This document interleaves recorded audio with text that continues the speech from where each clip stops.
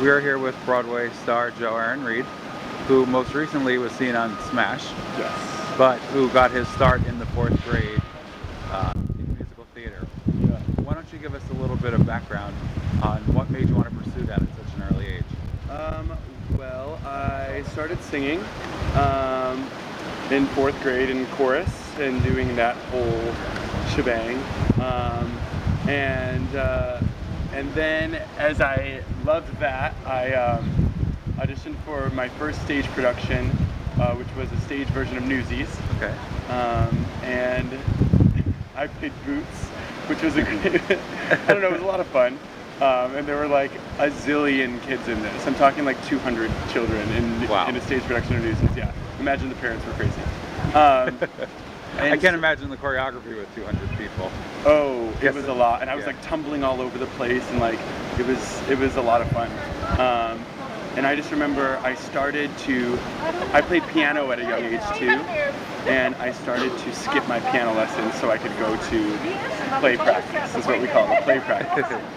And so then I had to stop piano, and I continued on this play practice schedule. And then I remember, I was in show choir and all this kind of stuff, and it was very musical theater based. Right. And I got into high school show choir, which as a freshman was unheard of. And so you're one of the Glee kids. I'm definitely a Glee kid. Yeah, we were definitely like a musical theater base, and in the show choir world, it's kind of like a show choir that everyone knows. So that kind of, those, middle school, elementary school, middle school, high school were very formative years of my musical theater training. And it was never really a question as to what I would go into. It was kind of the next logical step would be, And you decided on Ithaca College. I decided on Ithaca. I didn't initially decide on Ithaca. I was going to go somewhere else. But then my teachers were very adamant about me going somewhere that was really going to challenge me to be the best performer I could be. Mm-hmm. And Ithaca is known for so many of their, notable alumni, I guess, in the musical theater world. So I decided to go to Ithaca. It was close enough where I could still go home and visit my family, but far enough where I could be away from them. Right. I don't know, it was 4 years of hard work, but 4 amazing years. I met some of the best friends that I have there and got some amazing training. I got to study in Europe for a semester in London. What was that like, being away from your home base for? I loved it. Yeah. I thought it was I would tell anyone, not only in theater, but I would tell anyone, if you have the opportunity to go abroad and study abroad, that you should do it. You're never guaranteed an opportunity again in life to go anywhere. So I think if it's presented to you in college and you can study there for, a semester or a year, and really get to know somewhere different, I would definitely say go and do it. It's a life experience, and I think that's part of what we do. We're artists and we emulate life, and I feel like you have to live life in order to bring things like that to your work. Right. So it was great to get to be surrounded by a whole other culture and different types of people. I learned a lot about myself that semester, which was great. And then you decided to move down to New York. I did. At Ithaca, we have a senior showcase, and we have this thing called Field Studies, which we come to New York for a week, and we meet with Ithaca alumni who are working in the business and all different ends. And I remember on the last day of my Field Studies week, I skipped all the panels that we had to go to that day, and I auditioned for a production of Ragtime at Paper Mill Playhouse. And I booked it, and they gave me my equity card, and I was understudying Cole House, and it was like this big thing, And so I graduated in May. I can't remember the date. In May of that year, and in the morning I graduated. That evening I flew to New York, and the next morning I started rehearsals for Ragtime. So it was kind of shotgun into New York. Absolutely. but Yeah. lucky all at the same time. Oh my God, totally. I mean, for most people that doesn't happen. So I recognize that I'm very, very lucky in how my journey began. You know, and I've been fortunate ever since then to work pretty consistently. You know, I've definitely had my down times. And in the beginning, it was, you know, how do you get a Broadway show without having a Broadway show? It seems like they only cast Broadway shows from people who've already done Broadway. Right. And I would go to auditions and I couldn't understand why I didn't get it, and you know, and I think it's just a matter of time. It's people getting to know you, and you know, obviously talent has something to do with it. I don't think it has everything to do with it. Luck obviously has a lot to play into it, and I think I just, you know, hit it right for myself, for my journey.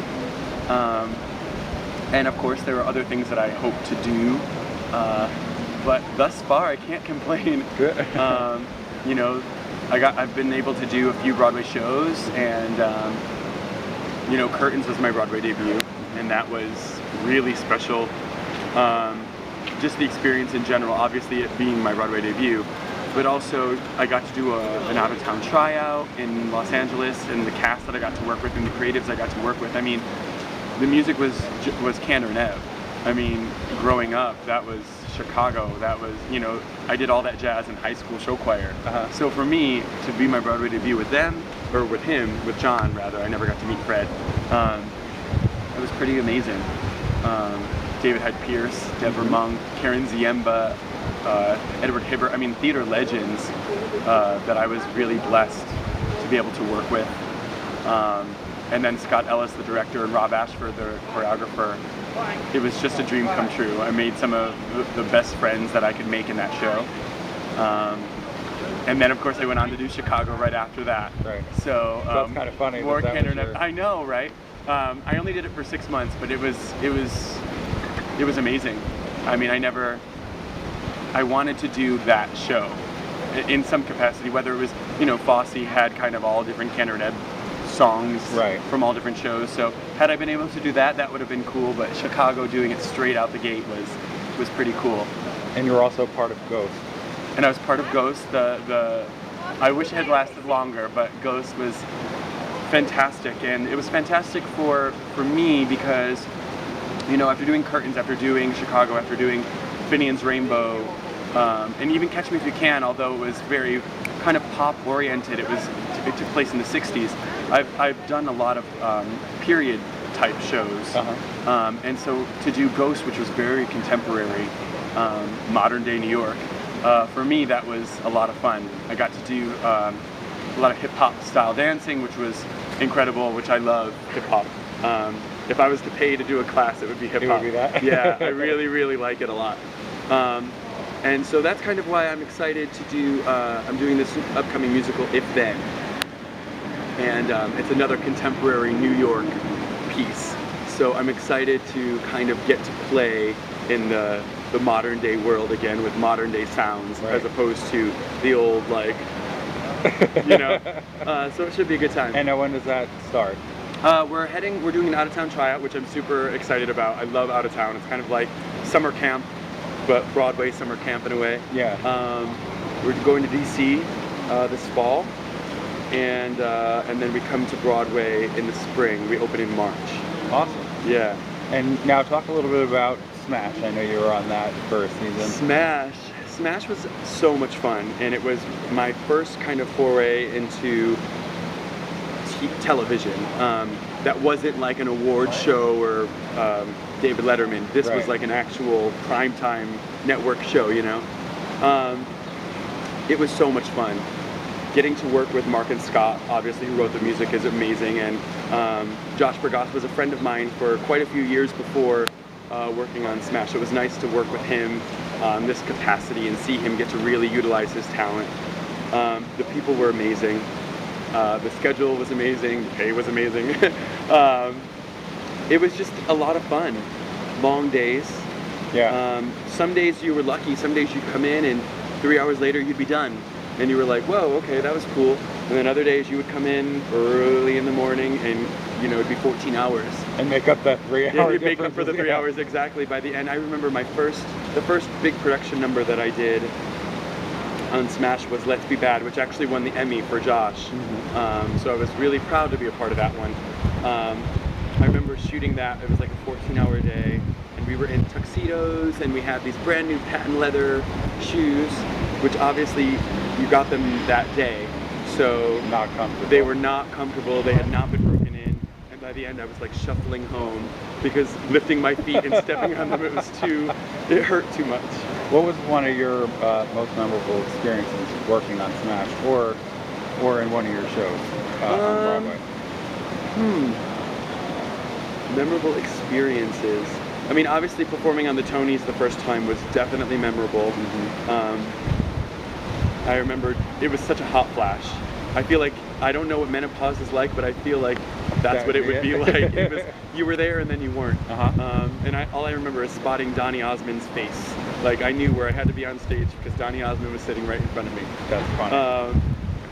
I don't know. I mean, I've had quite a few like moments where it was just like, wow, this is what I get to do on a daily basis. Even with If Then, it was very much, you know, my sophomore year of college, Wicked came out, and I saw it in previews, and I remember thinking, I mean, I had seen Idina Menzel in Rent, but I remember thinking like, oh my God, this show is amazing, and this woman is crazy, like. And I remember getting If Then and getting so excited that I got to work with her. We start on Monday, so I'm excited to meet her, and not just her, but the cast in general. It seems like it's a very well-rounded and well-experienced cast, and you know, it's rare when you work a lot that you get excited to work with certain people, Right. Because you've worked with a lot of great people. And you can teach her to sing, because clearly she can't Yeah, she's terrible. sing at all. Terrible. So if you give her pointers, she might be appreciative. Yeah, I'm excited. I don't know, to be honest, I haven't heard a lot of the music from If Then, so I'm excited to hear it, and to hear it from these, in many ways, for me, iconic voices. I mean, Idina and Anthony Rapp and LaShawn's. For me, that's just like, I'm super excited. And that's coming from, you know, listening to Rent when I'm 13 years old. Yeah, so you'll have 2 Rent alumni. 2 Rent, yeah, That's and then pretty Michael cool. Greif, who is the director, is directing as well. So it's a full-fledged experience that I'm about to embark on. So I'm very, very excited. That is exciting. What advice would you give to actors who are just starting out in the business?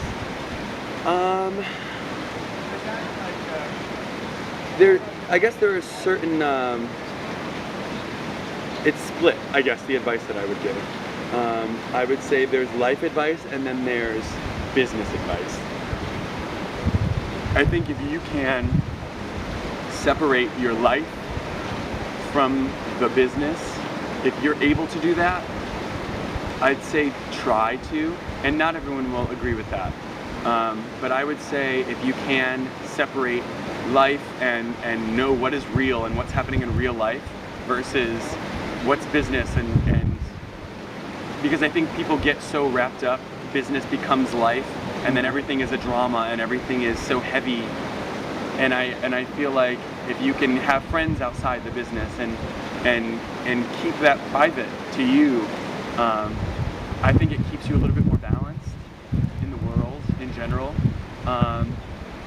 One thing that I was, because I actually did another interview for another friend, and I was thinking about some of the things that I gave as advice on that, and you know, some things I have done and other things that I wish I had done more of.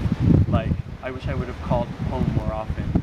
I think in this business, it's very exciting, and you work, and sometimes you don't work, and I think at the end of the day, for the most part, our parents worry about us, just in that we're taken care of, and that we're, not only that we're happy, but you know, that you're taken care of at the end of the day.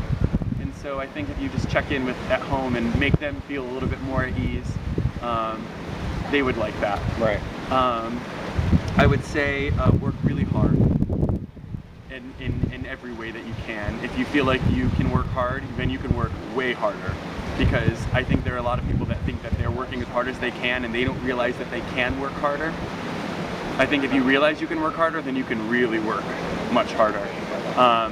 And I think I think a lot of people in this business, they don't really want to do it, but it's what they've always done. It's what is expected of them. And I would say, if you don't really want to do it, don't do it.